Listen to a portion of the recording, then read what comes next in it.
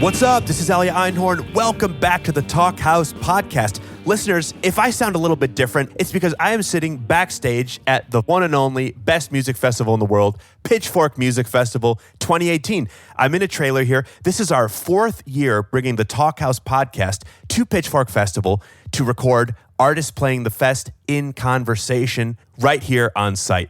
You might remember talks between Brian Wilson and Carly Rae Jepsen, Kamasi Washington and Thundercat, Lauren Mayberry of Churches, and all three Haim sisters. That's the kind of stuff we do here at Pitchfork. But listeners, the fruits of our labor here will be heard in future weeks. That is not what today's episode is about. Joining me from Talkhouse's hometown of New York, from the WNYU studios, Nick Dawson, editor-in-chief of film. Welcome back to the program. Thank you, sir. And welcome to everybody listening. Chicago, New York, Bombay. Shouts. Taiwan. Yeah, everywhere. Around the world. No, wait, I don't want to have to license that. Okay, listen. We have a very cool show for you today. This was recorded just after I jumped on a plane to come out to the festival.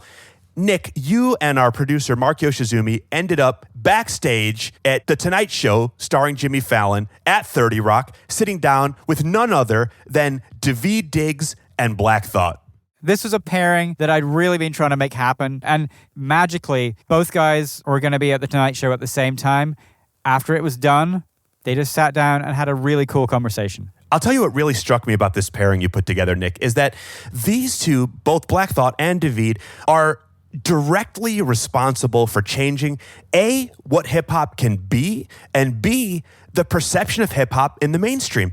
Daveed Diggs, of course, coming out of Hamilton, he originated the roles of both Jefferson and Lafayette and leads the fantastic sub-pop band Clipping. Grammy Award winner, Tony Award winner, on his way to an EGOT. That dude is going to EGOT. In conversation with him, the one and only Black Thought, co-founder and lyricist of The Roots. This is a dude who was already a hip-hop legend before they landed the gig as house band for The Tonight Show. This is the first time a hip-hop group has ever been the house band on a major show, and it has just broken open the perception of hip-hop in America. It's so cool to see. Yeah. And of course, Black Thought, in the news somewhat recently. If you ever doubted his chops, he is the man behind what I think is the greatest freestyle of all time. We're going to social this. Head over to our Twitter to check out a link. Now, Nick, the reason these two dudes got together and literally walked straight off stage at The Tonight Show and back into the green room for this Talk House conversation is Daveed's fantastic odyssey of a movie that took 10 years to come together and is finally out. Yeah, Blindspotting is excellent. It was one of the opening night movies at the Sundance Film Festival this year. It was co-written, co-starring, co-produced by Daveed Diggs with his best friend, Rafael Casal. It is a really impactful, thoughtful, provocative movie. It's funny, it's serious, it's got it all. Right, this is going to be a very, very hot film. Now, Black Thought has also just released some new art. He's got a new LP that only has 5 songs, Nick, 5 songs. The paradigm is shifting, my friend. What is an album? Who knows? Who knows? Kanye's dropping records left and right that are all 7 tracks. Is it a mixtape? Is it a record? Is it a bird? Is it a plane? No, it's Streams of Thought Volume 1. That's what it is. And that is very exciting because it implies that there are many more volumes to come. And they talk about in their conversation the fact that this is going to be a big year for Black Thought. Very, very exciting. The guys chop it up about a lot here. One thing that was really notable for me was this sort of Oakland film explosion and how similar it is to what happened with music in Philly in the 90s. Right. In Oakland right now, you have Daveed and Raphael, the team behind Blindspotting. You have Boots Riley doing Sorry to Bother You. You have Ryan Coogler, who's just blowing up right now with, Creed and Fruitvale Station and, of course, Black Panther. And that's just the start. Right, we hear all about the rad stuff popping off in Oakland. They also get into a lot of the granular elements of being such prolific artists. One thing that was fascinating to me was hearing the guys discuss their difficulties with work-life balance. Yeah, how do you have a career and a personal life? How are you happy with what you do and with the people around you? It's a real challenge. We also hear a fantastic story about what John Malkovich does between takes. Yeah, I won't spoil it for you, but I have done this a lot too, and I'm no genius like that man. We also hear about how Black Thought had always disliked musicals until he saw Hamilton. And how he's modeling his 2018 on a legendary artist's prolific output from almost a century ago. I love that. Plus, David talks all about his love of outlandish fashion. And how Oakland accents are kind of a turn on for him. Should we roll the tape? Let's roll the tape. What up, man?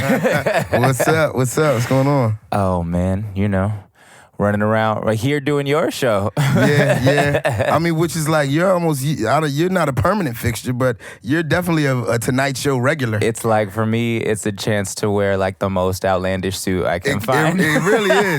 But I saw you the other night at that premiere, and you had on, you had on something pretty juicy. I know. We be going in. My stylist is I basically gave him a permanent green light. I was like, if you think I could pull it off, let's do it. And so I don't know. I like having fun. Nah, that's dope, man. Yeah, man. I love it. I'm a peacock too. Yeah. But it's crazy because I also saw Boots, about a week ago, because he's like promoting his film as well. I know. We just ran into each other in like the bottom of a radio station. You know what I'm saying? Like just on the press tour. We were shooting at the same time. Crazy. This is a great time for Oakland, man. Yeah. Like the Bay, y'all doing it up. It's I was telling Ralph the other night, this is like, this is the Bay Renaissance. Yeah. I mean, on every level though. You know what I'm saying? Like from Coogler to what you guys are doing to so many indies. You know what I'm saying? It's, man. Does it feel like late '90s Philly? You know what I'm saying? I mean, you know what I'm saying? Like, I mean, it definitely feels like a movement. You know what I'm saying? It feels like a wave. I wish something like this was taking place in Philly. I just remember musically from being across the way and hearing like you and Bilal and Erica and all that. You know what I'm saying? It was just like, oh, they doing it over there. Yeah, man. We all came from the same. We had a residency, like a jam session that we would do, and everyone sort of came through. Those like rose up through those ranks. Yeah. All those guys and John Legend. That's right. And Kindred and you said Jill. Erica would be there a lot.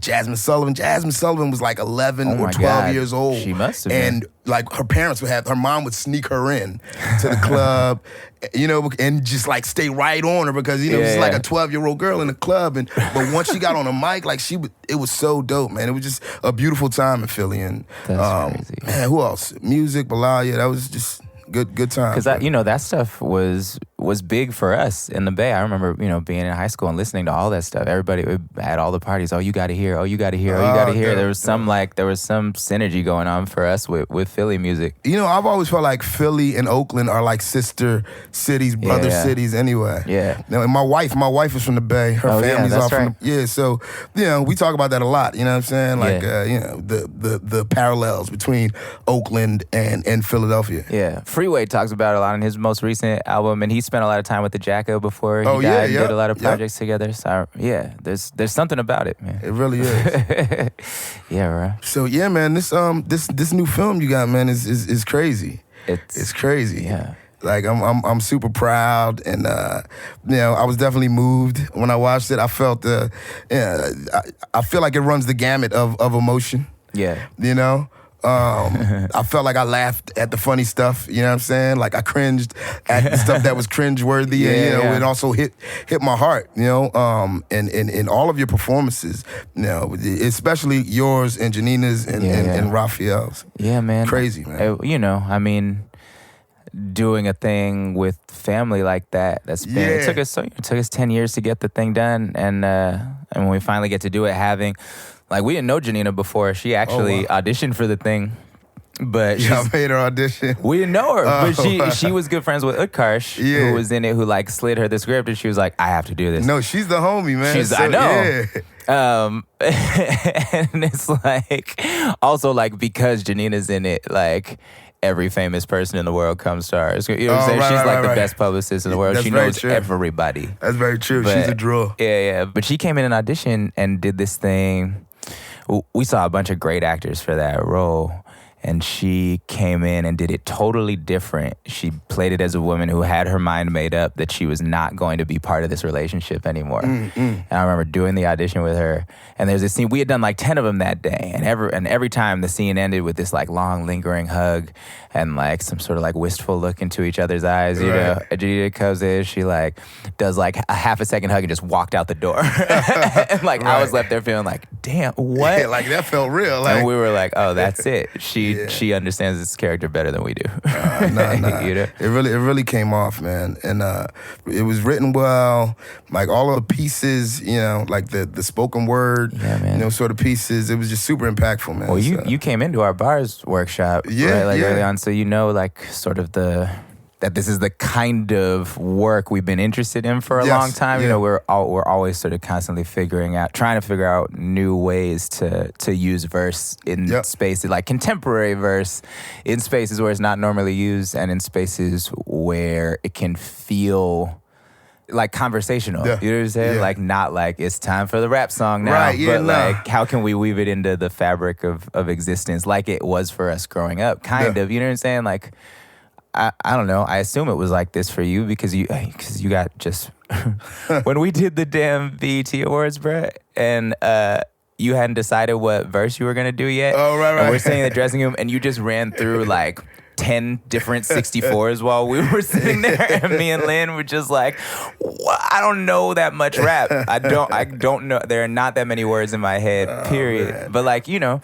when we came up, there was like, you would be talking, and then someone would start someone would start rapping, and then you jump into that, and then you go back to conversation, and like, and it felt real organic. Yeah, you know, which is, I mean, that's the subtle that's the delicate balance. Yeah, you know what I mean? That for me personally, there's always been a turn off to musicals, right? Well, you know, like I've never really gotten into musicals because it just feels like, you know, it comes just out of nowhere, and it just doesn't feel like the musical bits sort of come together in an organic way. You know what I mean? Hamilton was one of the first times that I actually was like, yeah, I appreciate, you know what I mean? I seen joints back in the day like, you know, Ain't Misbehaving, and, you know, I don't know, Mama, I Want to See, you know what I'm saying? Like bluesy gospel sort of plays, and I always got into that sort of stuff. But just like your Broadway traditional sort of musical, or even stuff on film, you know what I mean? I never really got into it before Hamilton. But this was, I feel like it was expertly written. It was dope. Thank you, man. Yeah. There's I felt the same way about most musicals, where to me there's always some sort of conceit. You have to just accept that this thing that's totally outside of the realm of possibility happens every 4 minutes. Right. Like people are just going to start singing, and it's not connected to the fabric of the play at all. There's no reason that they should be doing that, but they are. But then the ones that really get it right are the ones that feel like where it's necessary. Right. Where the story couldn't have been told any other way. So I don't know. What's the newest album is so good, man. Oh, thanks, bro. Thank you, man. So good. It's crazy. What I think is crazy is that it's 5 songs. I know. And that's a thing now. Yeah, it's a thing. Like the model, the standard, it's changed. It's like, you know, I love it. You know, anything over 15 minutes, you know, is you've got an album. Yeah. I know. It's kind of wonderful. I don't know. I'm loving it. I love the short projects because it's repeat worthy. It's like a thing that you can be like, I'm gonna listen to this again right now. Exactly. Actually, like I'm not gonna wait till tomorrow. I'm gonna play it right now. Exactly. Like I appreciate it for the same reasons.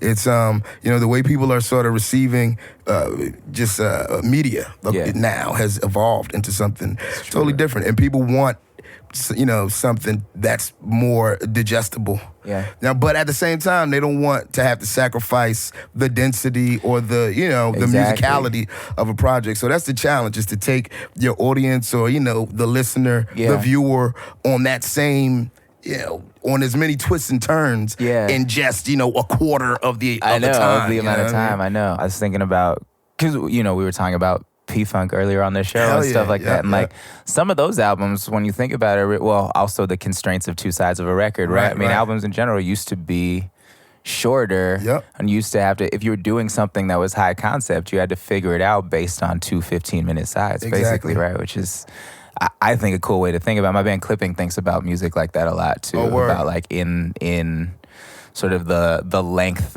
of a story. Like, what can this story actually hold? How much music can this story actually hold? You know, yeah. So it's a cool way. It's nice to see other people think about it that way too. I mean, you know, that's the move. Yeah. But so we put that joint out. It was super well received. It's so good, and it's just like it's volume 1. So I've got a lot more music to put out. So. You like been one of the best rappers since the first time I ever heard. You know, Do You Want More was the first project I ever heard you on, and I was like, thanks, this dude is unbelievable, and you've only gotten better. I don't know anybody who that's true of. Every time I hear a verse of yours, it's better than the last one. Like, I don't know, what's the rigor of that?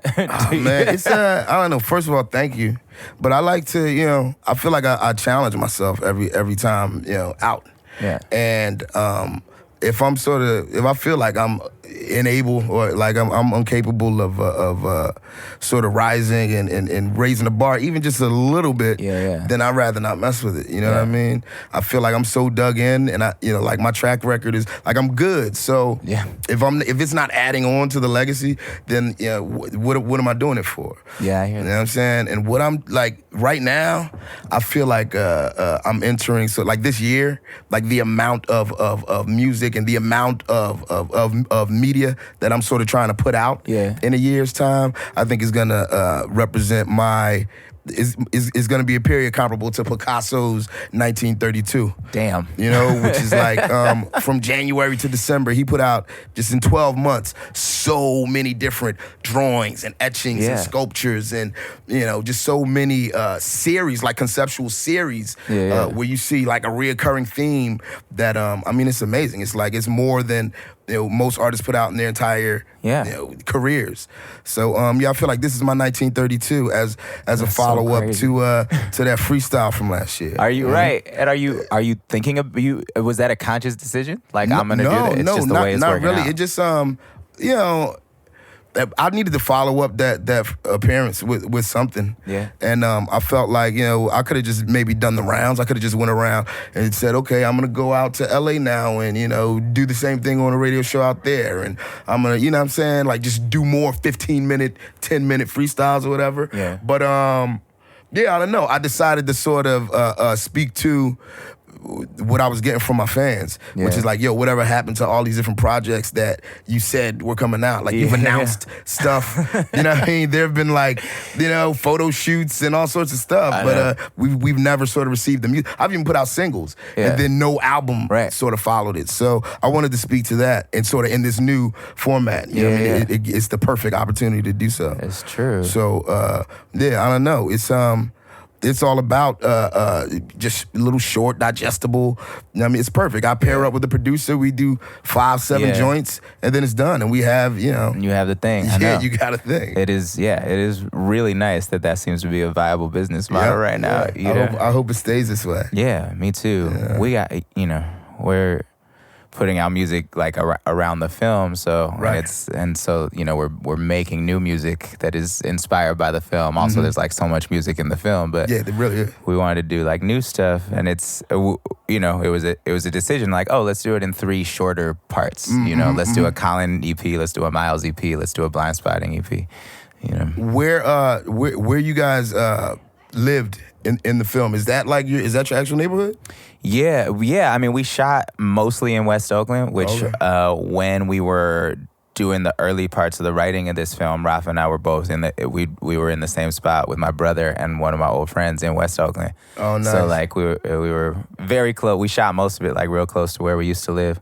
That's dope. But I've lived like all over Oakland and the East Bay, and I think we got a lot of images of Oakland and of various different parts, and I think we're able to show off a lot of parts of it. But you know, I always want more. I always like, because you know the deep east didn't get showed off in there at all. Like there are spots, some of the really beautiful spots in the hills, because it's not part of the story. You know what I'm saying? Like, we didn't get to that. There's millions of stories to be told from the town. So. it just gives you an opportunity, like, you know, to make your next story, like, from there, and to not take 10 years to. We'll try to. I feel like now you got the ball rolling. We'll try to move faster next time. I feel like, you know, Team David will execute things, you know, in a more timely fashion now. We do. The team is so serious, man. How, like, I didn't. Like, dude, like, you talk like you're from the Bay. Like, you like, that was Bootsy Collins a little bit. Like, the team is so serious, man. It's like, those little inflections and stuff. Yeah. Y'all some jazzy dudes, man. We do. Yeah. I mean, that's the.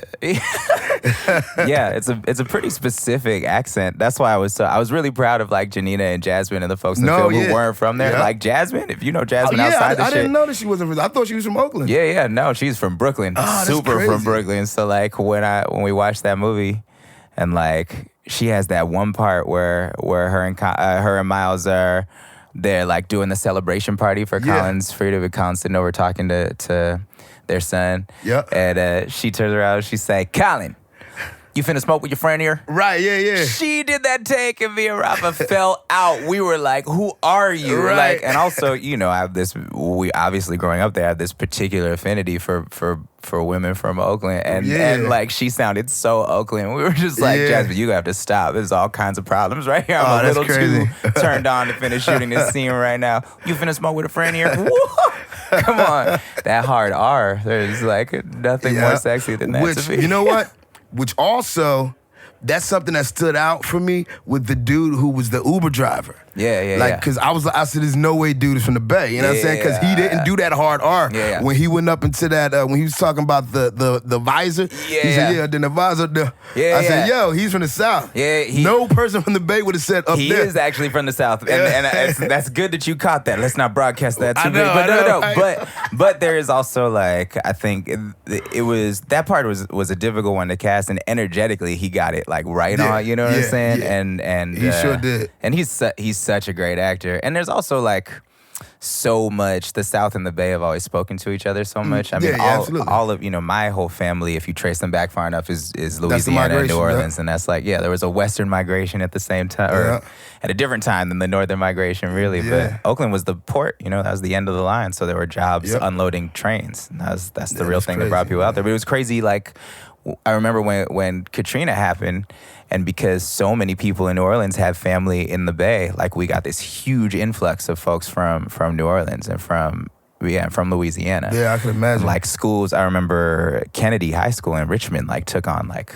hundreds of new students at that point, because they were all of these displaced folks from New Orleans. Yeah, that's crazy, man. Yeah. But yeah, dude, he's a really good actor. And it was hilarious, like, the reveal when you saw how big those tires were. It's like, oh man, that was so funny. The scraper. Yeah, it was good. Yeah, man. Yeah. What's you told me a while ago that you were trying to do more acting. Was that? Oh yeah. I'm trying to do more acting, just weighing out my options. You know what I'm saying? I'm like, it's tricky, like, here with the amount of time I'm sort of able to take off. So I want to, like, pick and choose just the perfect project, especially if it's something that is gonna have me missing, you know, any time away from the day job. But I was doing Blackish, and the last season I did, Anthony Anderson, I talked to him at the end of the season. I was like, did you, because he was telling me about all these other shows he had coming out. And I was like, when? Exactly. How did you do that? He was like, I worked on every hiatus.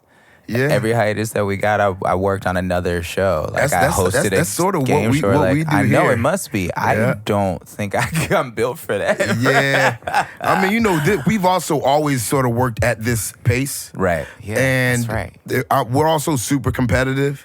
And, you know what I mean? Like, when I see, you know, Amir, when I see Quest, just, you know, doing so, like, never sleeping, and getting further, it's just it's inspiring, you know what I mean? Because it's like, I want to rise to that challenge, you know what I'm saying? That's so hip hop. But yeah, we get 8 weeks off in a year from here. Crazy. Of which, you know, we tour for 7. Yeah. You know, so, and you're trying to do more acting. Yeah, I mean, you know, I'm trying to do it all, man. That's Why not? So dope. Why not? Strike while the iron is relatively warm. I know. Yeah. And but can I, like, on a personal level, like, because I'm trying to figure it out, like, because you have family, you have, like, you have, like, how do you do that? How do you manage all of it? Because my girl right now is shooting a TV show in Toronto, and I've been on the road the whole time. And like, we see each other. We have a 2-week rule that we've instituted. So if it gets towards 2 weeks, someone's gonna have to take an overnight trip somewhere. You know what I'm saying? I'm about to, as soon as my press tour finishes, I start shooting in Vancouver. And we just like, we're trying to move into, we just bought a house. Like, I don't know, you know what I'm saying? Like crazy stuff that I won't see for 6 months kind of thing. Like, I just, how do you keep something like that up? It feels unsustainable right now. It's not sustainable forever, but like you're young. You know what I'm saying? Ish. Like you young-ish. I look younger than I am. So it's all about how young you look. Yeah. You know what I mean? So I don't see no grays. You popping. You know what I mean? There we go. And you sort of just make the most out of it. Like what this. Like having a steady sort of day job here has afforded me is, almost an equal amount of time at home. Yeah. Because, I wake up in the morning, some days I don't have to be in here until, mid to late afternoon. Yeah, that's great. So I get time at home and then I'm here for a couple hours and I'm back home. Crazy. So before tonight's show, we were on the road for at least 200 days a year. Yeah. So it was different. Yeah. You know what I mean? That's nice. Is that like for all of y'all, I imagine, is that a big reason that this gig was interesting to you? Or was this just the logical evolution? 'Cause I remember like the huge deal when y'all did this and we were all like, what? I know, right? That's unheard of. It was what, like, that was definitely one of the reasons, just like that, sort of normalcy that would come of it.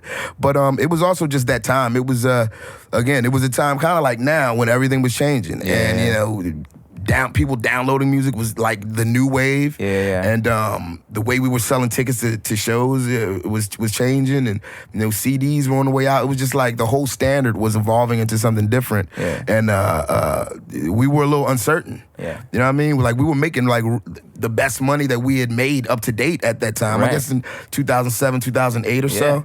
And we sort of felt that, about the change. We felt, that we were on the verge of something that was the unknown. You know what I mean? Right. So this opportunity presented itself, and at first it was we laughed it off. Yeah. And Jimmy didn't go away.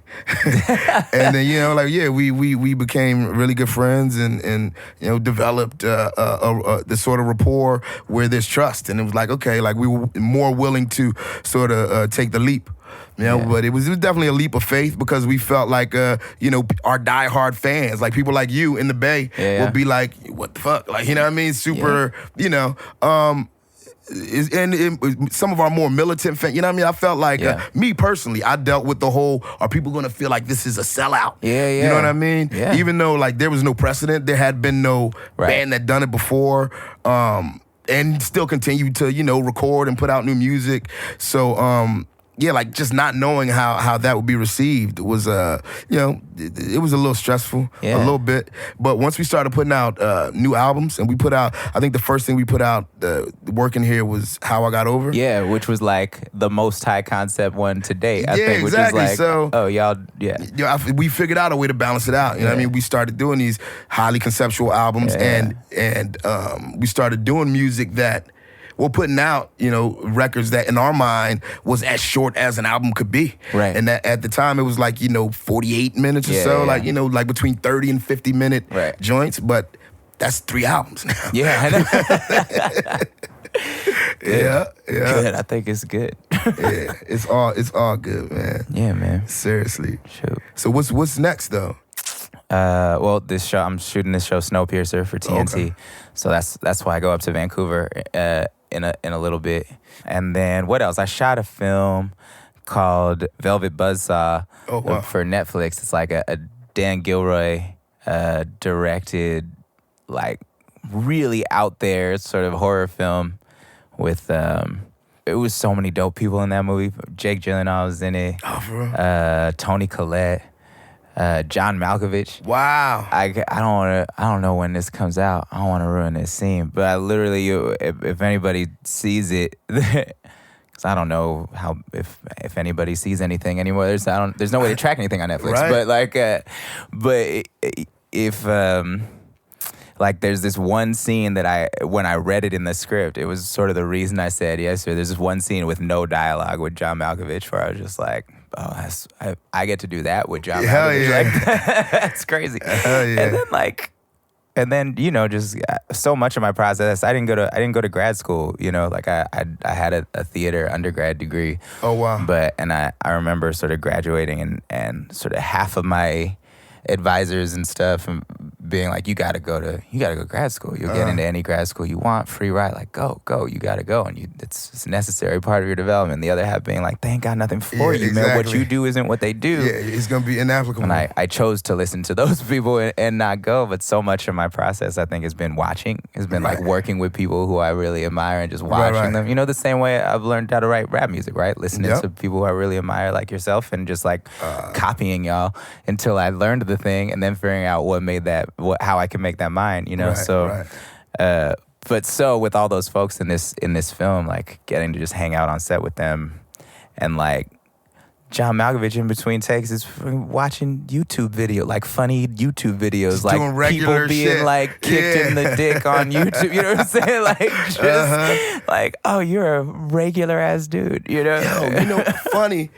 You brought up John Malkovich, and it made me think of being John Malkovich in the film. Love that movie. And it made me think of like my bro, who's my acting coach and one of my favorite actors, who's in Blindspotting. What? Kevin Carroll. Oh shoot, that's your acting coach? That's my acting coach. That dude's a beast. Yeah, Kevin is like he's as close to my blood brother as he could be without sharing blood. I had no idea. So being John Malkovich, the first time they go into John Malkovich's head, when like he's in the back of that taxi, Kevin turns around and he's like, "Yo, you remind me of somebody." And I was like, "Oh wow, that's crazy!" Like, and I had no idea he was in that movie, and it was one of my favorite joints. But I watched it recently, and I lost it. Like, oh shit, this Kevin Carroll. That's such a trip. And I did the same thing in Blindspotting because he didn't tell me he was doing it. And then he comes out and it's like he's so still. He's just a really good, solid character guy. He's brilliant. I don't even do an audition without at least sending it to him. And having him give me notes on it. He's brilliant. He really is. And also like that the shooting that scene was like, it was so late. We were so far behind, and we shot that in the thing that was the interior of Colin's halfway house that he lived in. Actually, historically, is like a famous crack house. Oh, what's a famous crack house? Like just like if you from there, it's not anymore. It's been cleared out. This is a crack house in New Jack City, bro. No, but like for Oakland, like it was the one like you walk by it and the door was always open, and it was always like you just knew what was happening. There was this big. It's a big building with lots of rooms in it. For a while, nobody was really taking care of it, and it was just where people would go to smoke crack. Like so, and it's right there on Grand Avenue. Damn. And now it is, I don't know what it is. I mean, it's kind of like SRO, like residential hotel kind of situation, I think. They cleaned it up a little bit. But yeah, we were shooting in there, and I was like, I hadn't been living in the town in a while, and so I've been in and out. And when they showed me the location, I was like, we're shooting inside there, right? Like the place my mom wouldn't let me walk past. Exactly. Like when I had to cross the street when I was walking home. Like that's we shoot full inside. circle. I want to see the inside of this place.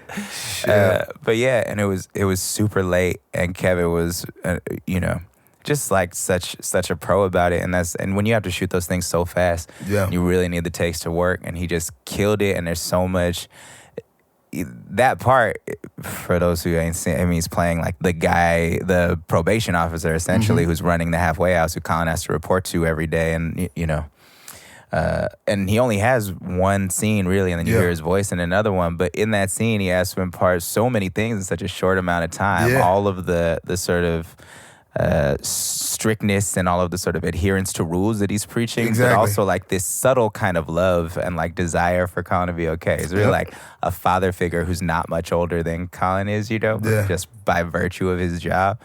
And I love that scene. Believe Kevin did so much work for that, like on that character. It's like he creates such a backstory. I mean, it's incredible, like to see him working, on an audition and knowing that it's only gonna be 8 lines. Yeah. You know what I'm saying? But he sort of impressed that upon me as an actor too. You know what I'm saying? Because I don't get that many offers for the lead role. So it's like, how do I steal a scene? You know what I mean? And he's an expert at that. Yeah, that Ethan Embry, who played the police officer in our film, he has 6 words in the whole film, right? Right. Yeah. And everybody mentions him after the film. His performance is so like haunting, kind of. I mean, it really. He didn't have to say anything. Like when you guys were in the crib, like and he would call it. But here's the we asked him to do it like pretty early on, he has a good relationship with our producers, and they thought he would be good for it, and we were fans of his, and he said he would love to do it. And then he would call us like every day being like, all right, I just read this autobiography from this police officer. I want to run some ideas by you. You know what I'm saying? Yeah. We're like, all right. And he's just like really diving in, you know, and like we literally had conversations almost every day of the pre-production process where he was getting into this character and we just like to dive into 6 words like that. Like I was like, oh, there are actors and there are actors. You know what I'm saying? Like respect the process. But I mean, it shows. You know what I'm saying? In the end, it shows. Yeah. So, congratulations again, bro. To you too, man. It's really like I've been watching for so long, but I plan to continue watching because I always every time I listen to something or see you make another move, I feel like I learn more. So thanks for always showing us how to do it. Bro. No, thank you. There's so much like happening too, but I don't know. Like I don't think I can talk about anything. Yeah. Like, I'm in the same boat with a lot of that stuff. Yeah. So, yeah. But yeah, man, love is love, dog. You know what I'm saying? Mutual love and respect. And like, I mean, I told Ralph, like I spoke to everybody that night except for you because you were, you know, just dumb busy. But I had a long talk with Renee and her husband, and I was chopping it up with everybody. But I told Ralph, I feel like I already knew like you were amazing, and I knew Janina was amazing, but that he totally just like took me by surprise. And it was like he's like on some breakout. Just like it was brilliant. I think his performance was brilliant. You know what I mean? Totally agree. It's great when that happens to your friends. And it was like, you know, I also feel like he wasn't playing himself. No, you know not even close. You know, I mean, but close, but not even close. I know that like, side of Rafa, but like, you know, it was something. It's definitely something special, man. Yeah, so, no, he's incredible, and I mean, you've been with the crew for a long time, so you must have some of this too. But like, when somebody in the squad gets attention. That's why I'm so happy it's finally coming out. And as people start to write about his performance and all that stuff, like just when somebody starts getting recognition for something you knew was there the whole time, and you just like took y'all long enough. You know what I'm saying? Like I've been waiting. All my boys, like, in December when that freestyle hit, and people were like, oh my God, yo, this person retweeted it, and this person, oh my God, yo, Black Thought now, you know, and all my friends were mad, like, that shit ain't nothing new. Right. You know what I'm saying? Like, y'all, he been on it. You just getting on to her. Why? Yeah. You know what I'm saying? Yeah, that's for sure how I feel about Rafa. And as an actor too, you know, like the people who know him, he's always been most known for his deaf poetry work. And so like, you know, but we've been doing this kind of stuff, like even in smaller versions, little web series or whatever that we've done together for so long. Like I've known he's such a phenomenal, like transformative, really actually transformative actor, you know, something that a lot of people can't do. That's the best way to describe it, And he's, so it's great people seeing see that. And he always says he like said the same thing to everybody when I wanted Tony. He was like, that's what we've been telling you. Like, you know, like, so. Dope, man. Well, this has been good. It's been really fun. We got it. Bruh, honor talking to you. Nah, man. Honor, pleasure. Congratulations on everything. Daveed Diggs, Black Thought, thank you so much for taking just a little bit more time away from your families and lives to join us here on Talk House Podcast. It was worth it. Those guys are incredible. And thank you to our friends at NBC for hosting us. Yes, Fallon, shouts. For some very cool backstage pictures and videos, make sure to hit us up on our socials at Talk House on Twitter, Insta, Facebook, and YouTube. Of course, where you can find exclusive live episodes recorded at the Sonos store. Like many of those, today's episode is recorded and co-produced by Mark, the new Papa Yoshizumi.